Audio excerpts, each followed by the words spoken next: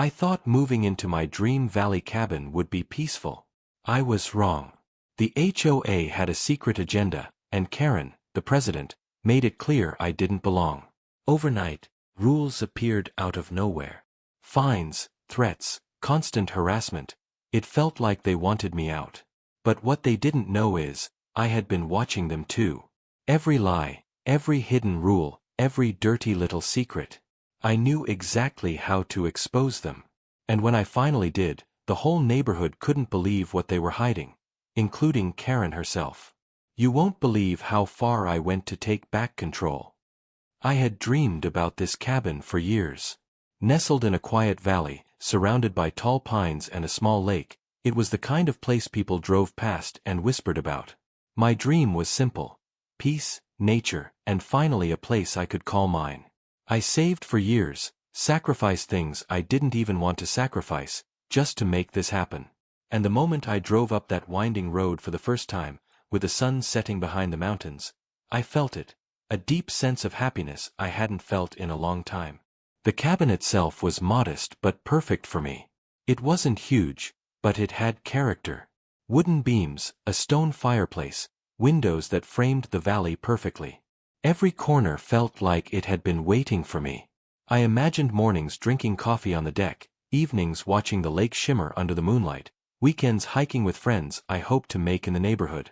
I thought this was my fresh start. I didn't know that the very community I had worked so hard to join had rules designed to make people like me miserable. I didn't know there was a president, a woman named Karen, who seemed to live for controlling everyone else. At first, everything seemed normal. I was introduced to a few neighbors, I paid my HOA fees, and life felt like it was finally on the right track. Then came the first letter. I still remember holding it in my hands, thinking it was a simple reminder about fees. But when I opened it, my stomach sank. The HOA had sent a note, official letterhead, bolded words, that said I had violated a community rule. I was confused. I hadn't done anything wrong. I read it again. It said my garden decorations were inappropriate, and my mailbox did not meet aesthetic standards. I looked around my property. Everything seemed fine. My mailbox was a simple black box. My garden had a few flower pots and a small bird bath. How could this be a violation? I tried to brush it off. Maybe it was a misunderstanding. I sent an email to the HOA office, politely asking for clarification. I expected a friendly response. Instead, the reply was cold, short, and vaguely threatening. They didn't explain anything, they just said I had 7 days to comply or face fines. 7 days. For a mailbox and flower pots. That's when I realized this wasn't about rules. This was about control. Over the next few weeks, the harassment escalated. I would find more letters slipped under my door, each one more ridiculous than the last. One day, they claimed my deck furniture was too colorful and violated the HOA's color standards. Another letter said my driveway was improperly aligned, even though it had been inspected and approved when I bought the cabin. Every time I tried to discuss it calmly, they responded with bureaucracy, vague threats, or silence. And then there was Karen. I didn't meet her at first, but her presence was everywhere. Her name appeared on every letter, every notice. It felt like she was personally watching me, judging me. Some neighbors whispered about her, saying she had been the HOA president for over a decade and loved enforcing the rules selectively. That's when I realized something frightening. I wasn't just dealing with a strict HOA. I was dealing with a woman who enjoyed power and control over other people's lives. I began to notice small things too. When I walked through the neighborhood, some neighbors would stare or whisper. Mailboxes and decorations that didn't belong to me seemed to vanish or get corrected almost overnight. It became obvious. Karen and the HOA had allies, people who would enforce their rules without question. I felt trapped in what was supposed to be my dream home. Despite all this, I tried to stay calm. I didn't want to start a war on my first week. I thought maybe if I followed the rules exactly as they said, if I stayed quiet, they would leave me alone. I moved flower pots, repainted my mailbox, even removed a few decorations I loved. But it never stopped.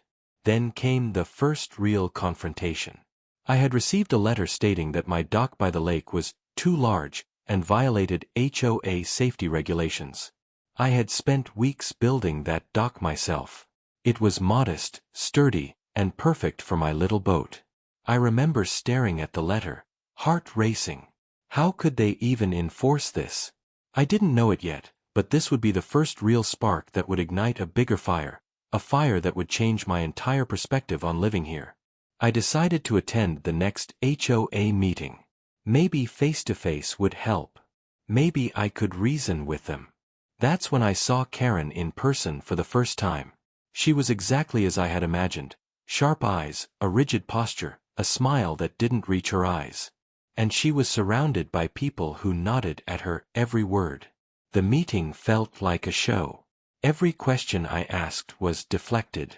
Every complaint was brushed off. And when I tried to explain that my dock was safe and had been inspected, she cut me off, claiming the rules applied to everyone equally, and that I was overstepping boundaries. I left the meeting frustrated but determined. Something about the way Karen and the HOA operated didn't feel right. It wasn't just me. I could see it in the eyes of a few neighbors: hesitation, discomfort, even fear. That's when I started thinking maybe there was more behind the letters, the rules, and the harassment. Maybe the HOA wasn't just strict, they were hiding things. At that point, I didn't know what the next steps would be. I didn't know how deep the rabbit hole went. But one thing became clear: if I wanted to live here in peace, I couldn't just follow the rules blindly. I needed to understand them, watch them, and figure out why they were doing this. And most importantly, I had to find a way to protect myself, and my cabin, from people who thought they could control everything in this valley.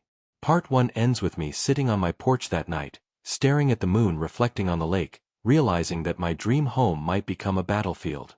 I had no idea what secrets I would uncover, how far Karen would go, or how much I would have to fight to stand my ground. But one thing was certain: I wasn't going anywhere quietly. After that first confrontational HOA meeting, I thought maybe I had a sense of what I was dealing with. But I was wrong. The tension didn't ease. It grew. Letters kept coming, each one more ridiculous than the last. One morning, I found a notice slipped under my door that said my lawn had unauthorized landscaping patterns. I laughed at first. How could anyone care about the shape of my flower beds? But then the laughter turned into frustration. This wasn't just petty rules, it was harassment. I tried reaching out again, this time via email and phone. I wanted answers. I wanted fairness. Maybe if I approached it logically, explained myself clearly, someone would listen. But every attempt was met with stone-cold responses, delays, or outright dismissals.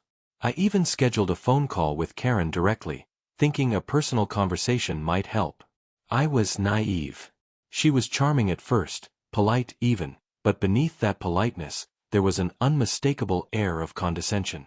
Every question I asked was subtly turned against me. Every concern was minimized. By the end of the call, I felt small, frustrated, and unheard. That was when I realized something important. Karen wasn't just enforcing rules. She was wielding them like a weapon. Every letter, every fine, every threat seemed calculated, like it was designed to make me question myself, to make me doubt that I belonged here. It wasn't personal at first. Maybe she thought it was. But as I looked around, I noticed the pattern. She didn't pick on everyone. Some neighbors seemed untouchable. Others were constantly scrutinized. There was a clear system of favoritism, and I had somehow become a target. It was around this time that I started noticing small inconsistencies in the HOA's actions. A neighbor 2 doors down had a large gazebo, painted in bright colors, and yet she never received a single complaint. Another neighbor had a dock much bigger than mine, and it had been in place for years without a word. But when I mentioned this at the next HOA meeting, Karen brushed it off. "Everyone is held to the same standards," she said with a tight smile, but the words didn't match the reality I could see. Something wasn't right. I started paying closer attention. I noticed patterns in the timing of letters and complaints. They always arrived when I was away or distracted. Some of the complaints seemed fabricated, because I could see that nothing had actually changed. It became clear, the HOA wasn't just enforcing rules, they were manipulating information to intimidate me. The more I observed, the more I realized I needed evidence. I couldn't rely on my memory or my word alone. I began documenting everything: dates, times, the content of letters, photos of my property, and even recordings of conversations when legally allowed. I knew I needed proof if I was going to challenge them. It felt a little paranoid at first, but deep down, I knew paranoia wasn't far from reality in this situation. One day, I met a neighbor while walking along the lake. He was an older man, quiet and polite, but he had a knowing look in his eyes. I mentioned the HOA problems casually, trying not to scare him off. To my surprise, he sighed and said, "You're not the first. That Karen, she's been doing this for years. People move in, think they can have peace, and she makes sure they don't. Most people just leave." I was shocked. I hadn't realized this was a long-standing pattern. It wasn't personal, well, not exactly, but it was intentional. Karen and the HOA had perfected a system of control over decades. Some neighbors tolerated it, some quietly fought back, but most just gave up. The thought that I might be next in line to be crushed or intimidated terrified me, but it also ignited a spark. I wasn't going to give up. I couldn't. That's when I started digging deeper. I began reviewing HOA meeting minutes, which were technically public records. I discovered inconsistencies, decisions that seemed to favor certain homeowners, unusual fines that didn't match the written rules, and repeated mentions of community standards that were vague and selectively applied. I made copies, organized them, and slowly started connecting dots. The picture that emerged was unsettling. This wasn't just about rules, it was about power. I also reached out to a few neighbors privately. Some were hesitant to speak, afraid of retaliation. Others were more forthcoming. One neighbor told me how Karen had forced them to repaint their house multiple times because the shade of beige they chose wasn't approved. Another explained how their dock had been labeled non-compliant only after they refused to support a new HOA initiative. Everyone had stories, and each one confirmed what I suspected. The HOA wasn't about maintaining property values or community aesthetics. It was about control, favoritism, and intimidation. The days became a balancing act.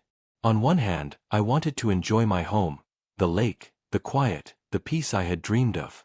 On the other, I had to constantly check my property, monitor every interaction, and prepare for the next letter or complaint. I even started keeping a binder with everything: the letters, photos, emails, notes from neighbors. I felt like a detective in my own neighborhood, piecing together a puzzle that no one else seemed willing to see. The first real turning point came when I received an email that was more aggressive than usual. Karen accused me of violating multiple rules at once, none of which were accurate. I stared at the screen, hands trembling. This wasn't just harassment anymore, it was deliberate escalation. She was trying to provoke me into making a mistake, something she could use against me. I knew then that passive compliance would never work. I couldn't just follow the rules blindly and hope she would stop. I had to take action. But I also knew I had to be smart. One wrong move, and I could be fined, sued, or worse. It became clear, if I wanted peace in my own home, I needed not just to comply, but to uncover the truth and expose it. Over the next few weeks, I intensified my research. I reviewed more meeting minutes, old HOA records, and even public property documents. I started noticing patterns in voting, favoritism, and selective enforcement. The more I found, the more I realized just how much power Karen wielded, and how she manipulated the system to her advantage. It was infuriating, but also exhilarating. For the first time, I felt like I wasn't just a victim. I was gathering ammunition. During this time, Karen attempted another confrontation. She came to my property under the guise of inspection. I could see the disdain in her eyes, the way she measured, scrutinized, and criticized everything. But this time, I didn't cower. I asked pointed questions, took notes, and documented everything. She left frustrated, but she hadn't expected resistance. That small victory gave me confidence. I could fight back. Part 2 ends with me sitting on the porch again, the lake reflecting the late afternoon sun, but this time with a notebook in my hands and a sense of determination. The harassment had escalated, the threats were real, and the stakes were higher than ever. But for the first time, I felt like I had a plan. I knew there were secrets behind the HOA's power, and I was going to find them, no matter what it took. By this point, I knew that I couldn't just survive in the valley cabin. I had to fight smart. The harassment wasn't random, it was strategic. Every complaint, every letter, every friendly reminder about rules had a purpose. Karen and the HOA weren't enforcing fairness, they were enforcing control. And I wasn't going to let them win. I decided to take a methodical approach. I needed to understand the HOA like I understood my own home. I started by reviewing every publicly available document I could find: meeting minutes, budget reports, email newsletters, and community guidelines. At first glance, everything seemed normal. But the more I read, the more inconsistencies appeared. Some rules applied only to certain homeowners. Fines were issued for vague reasons, with no documentation to back them up. Some neighbors were never fined, no matter how obvious the rule violations were. Voting on certain matters was recorded inconsistently. In short, the HOA had a system, but it was clearly rigged in favor of a select few, and Karen controlled the system. I also started talking to neighbors more openly, carefully building trust. Some were hesitant at first, they feared retaliation. Others were grateful to finally have someone listening. One neighbor, an older man named Tom, confided in me that Karen had forced him to repaint his house 4 times over 5 years, each time for reasons that didn't make sense. "She enjoys making people anxious," he said quietly. "It's like a game to her, and most people just play along because they're afraid." Another neighbor, a young woman with 2 kids, told me about fines she received for having a basketball hoop in her driveway. According to the HOA, it was non-compliant, even though she had submitted an application and received approval months earlier. Karen had personally denied her appeals, citing arbitrary rules. Listening to these stories, I realized the HOA wasn't just strict, it was toxic. And I was in the middle of it. Determined to expose the truth, I stepped up my documentation. Every letter, email, notice, and conversation was logged. I started taking photos of my property to show compliance, noting the dates and times meticulously. I even recorded meetings and interactions when legally allowed. The more evidence I collected, the clearer it became. The HOA had been manipulating residents for years, and Karen was the driving force. One evening, I stumbled across something that would change everything. While reviewing old HOA meeting minutes online, I noticed an unusual pattern in the board's financial reports. Certain expenses were recorded vaguely, often listed as community improvements or miscellaneous. But some of these entries didn't add up, they were repeated, or the amount seemed inflated. Curious, I started tracing them back, comparing them with receipts and invoices I could find through public records requests. It didn't take long to see a disturbing trend. A number of these expenses went directly to companies owned by people closely affiliated with Karen. Landscaping, maintenance, dock repairs, often done at inflated rates, always benefiting the same group. It was clear, this wasn't just favoritism, it was self-dealing. Karen had structured the HOA in a way that benefited her friends, allies, and herself, while punishing anyone who didn't comply or question her authority. As I dug deeper, I realized I was uncovering secrets that could shake the community. This wasn't just about a mailbox or a dock anymore. This was about corruption, manipulation, and abuse of power. And I knew that if I wanted to protect myself, I needed to expose these secrets in a way that would be undeniable. The next step was to strategize carefully. I couldn't just confront Karen directly. She was too clever, too practiced. I needed proof that couldn't be ignored. I decided to attend more HOA meetings, But this time, I wasn't just a participant. I was an observer, a collector of information.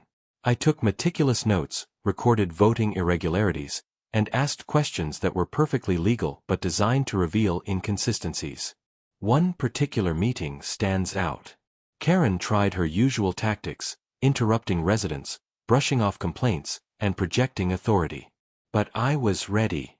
I had notes in front of me, references to previous meetings, and evidence of discrepancies. I asked a few carefully phrased questions about expenses and rule enforcement. You could see the color drain from her face for a moment. She tried to recover, smiled tightly, and deflected, but the room had noticed the hesitation. Even a few longtime residents exchanged glances. Something was shifting. At the same time, I began organizing the evidence into a coherent narrative.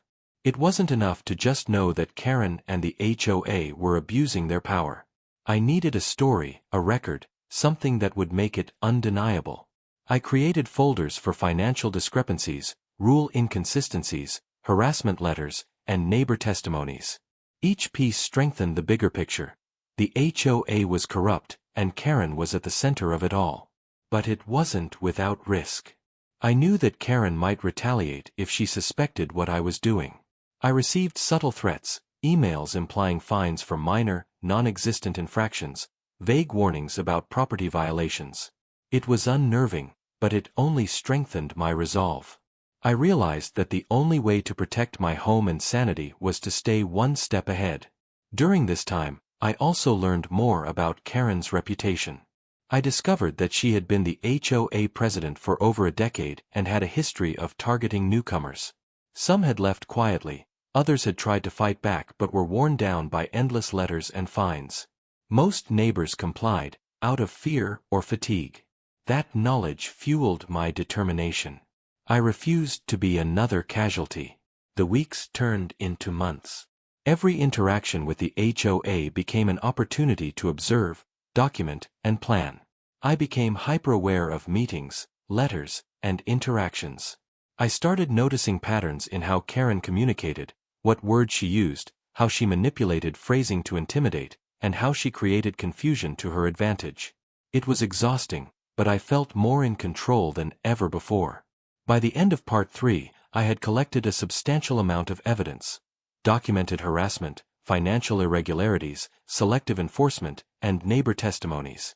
The puzzle pieces were coming together. I knew the secrets I had uncovered would shock the community if revealed. But the challenge now was figuring out the best way to expose them without putting myself at unnecessary risk. Sitting on my porch one evening, looking out at the valley, I felt a strange mix of exhaustion and determination. The dream cabin I had once imagined as a peaceful retreat had become the center of a battle for truth, fairness, and justice. And for the first time, I felt like I had the tools, the knowledge, and the resolve to take the next step. I wasn't just a homeowner anymore. I was a strategist, a witness, and, ultimately, someone who was about to reveal secrets that could change everything.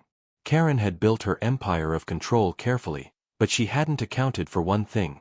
I wasn't afraid to fight back. And I was ready to expose her, and the HOA's dirty little secrets, to the entire neighborhood. By the time I reached this stage, I had spent months carefully collecting evidence, observing every move the HOA made, and speaking quietly to neighbors who had their own stories of harassment and favoritism. I had more proof than I had ever imagined I would need. Letters, emails, photographs, records of meetings, financial discrepancies, and testimonies from people who had long been afraid to speak. I knew it was time. I couldn't keep living under constant scrutiny, with my every move dictated by arbitrary rules and hidden agendas. The cabin that was supposed to be my sanctuary had become a place of tension and fear. But I also knew that exposing the truth wouldn't be easy. Karen had held her power for over a decade. She knew how to manipulate people, intimidate newcomers, and keep the community aligned with her vision. Any misstep could backfire, and I could find myself facing fines, lawsuits, or worse. I decided to approach it strategically. My first step was to schedule a meeting with the HOA board under the pretense of discussing minor compliance questions. I wanted to be there in person, to gauge reactions, to ask carefully worded questions, and to present some evidence without revealing everything too soon. I didn't tell anyone else yet. This had to be controlled. The day of the meeting, I arrived early. Karen was there, as expected, standing at the front of the room with her usual composed, authoritative demeanor. I could feel the tension in the air, not just from her, but from a few neighbors who had reluctantly attended. They seemed wary, perhaps anticipating what might unfold. I sat down, opened my folder of evidence, and tried to remain calm. I started with questions about procedural inconsistencies in fines and enforcement. I asked politely but firmly about letters that seemed to target certain homeowners while ignoring obvious violations elsewhere. Karen's response was her usual, tight-lipped, vague, and dismissive. But I noticed something different this time. Her calm exterior wavered slightly. She hesitated before answering, and I could see the faintest flash of frustration in her eyes. Then I presented a few examples of financial irregularities. I carefully showed records of payments to companies linked to board members, highlighting how certain expenses had been inflated or unaccounted for. I didn't accuse anyone outright. I simply asked questions and pointed out discrepancies. The room went quiet. A few neighbors looked at me with surprise. Karen's fingers tapped the table nervously. She was trying to maintain composure, but I could tell she felt the first cracks in her carefully constructed image of control. The next step was subtle but critical. I asked about the selective enforcement of rules, showing examples where similar properties had not been fined or questioned. I asked why my dock had been singled out while others remained untouched, why my mailbox had received multiple complaints while others had been ignored. I kept my tone calm, almost conversational, but the implications were clear. People were starting to notice. Whispers traveled across the room. Some of Karen's allies shifted uncomfortably. By this point, I had set the stage. I hadn't revealed everything yet, but I had created doubt. Karen realized that her usual tactics of intimidation and deflection weren't enough. I had evidence and I knew how to use it strategically. It was time to escalate, but carefully. I spent the next few days organizing everything I had gathered into a cohesive presentation. It wasn't just about exposing rules being broken, it was about telling a story that everyone in the community could understand. I labeled documents clearly, organized them by category: harassment letters, financial discrepancies, selective enforcement, testimonies from neighbors, and added a timeline showing how patterns emerged over months and even years. I wanted to make it undeniable. The day of the big community meeting arrived. This was the moment I had prepared for. I wasn't sure how many neighbors would attend, but I knew enough would be present to make an impact. I set up a projector, printed handouts, and arranged my notes so that I could present calmly, step by step. As the meeting began, Karen attempted her usual performance: polite, confident, and in control. But this time, I had the floor. I started by recounting my experience in the valley, the letters, the harassment, and the arbitrary fines. I spoke clearly, slowly, giving the audience time to absorb each detail. I showed copies of letters, highlighted discrepancies, and included photographs of my property proving compliance. Then I moved to the bigger issues: selective enforcement and financial irregularities. I presented records showing inflated expenses, payments to board members' companies, and patterns of favoritism. I carefully referenced meeting minutes, quotes from previous boards, and testimonials from neighbors. The room was silent. You could feel the tension. People were shocked, not just at the corruption, but at how brazen it had been under their noses for years. Karen tried to interrupt at first, insisting that everything was within the rules, but by now, the audience had seen the evidence. Residents began asking questions, seeking clarifications, pointing out inconsistencies I had highlighted. She faltered under scrutiny. The confident, controlling figure I had seen at previous meetings was starting to crumble. Every interruption she made was met with polite but firm pushback from neighbors who were now engaged in the discussion. It wasn't just about exposing her, it was about giving the community the knowledge and confidence to question authority. By presenting clear, documented evidence, I removed ambiguity. People could see exactly what had been happening. I could see it in their eyes: disbelief, shock, and slowly, understanding. Finally, I brought it to a head. I summarized the patterns: harassment, selective enforcement, and financial manipulation. I explained how Karen had used her position to intimidate newcomers and reward allies. I didn't exaggerate. I didn't dramatize. I simply laid out the facts, letting the evidence speak for itself. The room was quiet for a long moment. Then, slowly, murmurs began, and a few neighbors even voiced support. They had seen the same issues but had been too afraid to speak before. Karen's face was pale. She realized her power had been challenged in a way she hadn't anticipated. She tried to regain control, but the community had already shifted. People were engaged, asking questions, and demanding accountability. By the end of the meeting, it was clear: Karen's influence had been exposed. Her dirty little secrets were no longer hidden, and the HOA's authority was under public scrutiny for the first time in years. As I left the meeting that evening, I felt a mix of exhaustion and relief. Months of careful observation, documentation, and strategy had led to this moment. The battle wasn't fully over. There would be follow-ups, resistance, and perhaps even legal battles, but the most important step had been taken. The truth was out. Karen's carefully maintained image of control had been shattered. That night, sitting on my porch and looking out over the valley, I felt a profound sense of satisfaction. My cabin, once a place of anxiety and tension, felt like my sanctuary again. I had stood up to intimidation, uncovered the truth, and given my community the opportunity to see reality. For the first time since moving in, I felt in control, not just of my property, but of the narrative. Part 4 ends with the anticipation of what comes next. Karen and the HOA had been exposed, but consequences were looming. Neighbors now knew the truth, and the story wasn't over. The final confrontation, the ultimate justice, and the resolution of this drama were still ahead, but for the first time, I knew I had the upper hand. After months of careful investigation, documentation, and strategic confrontation, the stage was set for the final chapter. The community had seen the evidence. Neighbors were no longer silent. The letters, fines, selective enforcement, and financial discrepancies were all out in the open. Karen, once the untouchable president of the HOA, now faced scrutiny she could not control. The days following the community meeting were tense. Karen attempted to rally her allies, sending emails claiming that the evidence was misinterpreted and that I had taken things out of context. She tried to reassert authority with vague threats, suggesting fines or legal action. But the neighborhood had changed.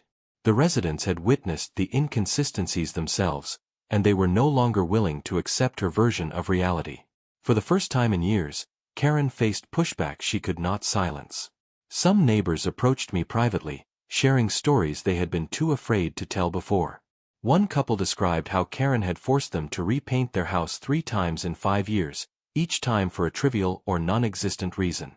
Another neighbor revealed how they had been fined for planting a small garden despite having submitted an application months earlier.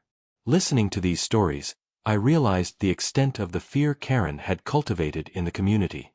She had relied on intimidation, uncertainty, and selective enforcement to maintain her control, and it had worked for years. I knew that simply pointing out inconsistencies wasn't enough. The community needed clarity, transparency, and accountability. I organized all the evidence I had collected into a comprehensive presentation, showing timelines of harassment, financial records highlighting favoritism, and letters proving selective enforcement. I shared this with the board and other concerned residents. For the first time, the narrative was undeniable. The proof was concrete, clear, and impossible to ignore. Karen tried one last tactic.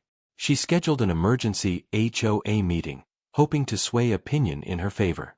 She spoke with confidence, attempting to regain her image of authority. But this time, it didn't work. I and several neighbors were ready. Questions were asked that she couldn't answer. Documents were presented that contradicted every claim she made.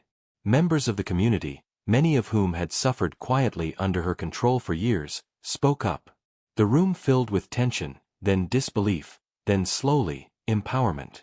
It became painfully obvious that Karen's reign of control had come to an end. Her authority, once unquestioned, was now under scrutiny. Residents demanded accountability, transparency, and changes to the way the HOA operated. She could no longer manipulate the rules, selectively enforce fines, or intimidate homeowners with impunity. The final blow came when several residents, armed with the same evidence I had uncovered, officially requested an audit of HOA finances and procedures. The audit revealed widespread irregularities, inflated contracts, favoritism in rule enforcement, and repeated violations of community standards. The results confirmed everything I had discovered, and more. Karen and several board members were forced to resign, and new leadership was installed. This time, it was a board accountable to all residents, not just a select few. For me personally, the sense of relief was immense. I could finally enjoy my home without fear of harassment or arbitrary fines. My dock, my garden, and my property were now safe from unnecessary scrutiny. The cabin that had once been a source of anxiety had returned to being a sanctuary, a place of peace, nature, and freedom. But the real satisfaction came from seeing the community empowered. People who had been silent for years finally had a voice. They could speak up without fear. They could expect fairness and transparency. Karen, meanwhile, faced the consequences of her actions. Her reputation in the community was irreparably damaged. People who had once supported her began to distance themselves. Her attempts to regain control through intimidation and charm had failed completely. For the first time in years, she was no longer the person setting the rules. Justice, in its own quiet way, had been served. But it wasn't just about punishment. It was about setting an example, showing that power cannot be abused without consequences. I learned a lot about standing up for myself, documenting evidence, and using strategy instead of anger. It wasn't easy. Some days were exhausting, stressful, and emotionally draining, but the outcome was worth it. I had turned a situation that seemed hopeless into a story of empowerment and truth. After the changes were implemented, I hosted a small gathering at the cabin. Neighbors came together, sharing stories, laughter, and relief. There was a sense of camaraderie that had been missing for years. People finally felt safe in their homes, no longer at the mercy of arbitrary rules or a single person's whims. Seeing that transformation, knowing that I had played a role in creating it, was incredibly fulfilling. Reflecting on the journey, I realized how much this experience had taught me. It showed me the importance of vigilance, of questioning authority when necessary, and of standing up for what is right. It showed me that one person can make a difference, especially when armed with patience, evidence, and determination. And it reminded me that even in situations where power seems absolute, transparency and truth will eventually prevail. The valley, once a place of quiet tension, had become a place of justice and fairness. My cabin was no longer just a dream home. It was a symbol of resilience, strategy, and the importance of standing firm. I could finally sit on the porch, watch the lake shimmer under the setting sun, and feel at peace knowing that the HOA's dirty little secrets had been revealed, and that the community was finally free from fear and manipulation. Part 5 ends with a feeling of closure. Karen's control was gone, the HOA was reformed, and the neighborhood had regained a sense of fairness. My home was safe, my neighbors empowered, and my story, a real account of perseverance, strategy, and justice, was complete. It wasn't just about winning against one person. It was about restoring balance, integrity, and accountability to a community that had long been under unfair control.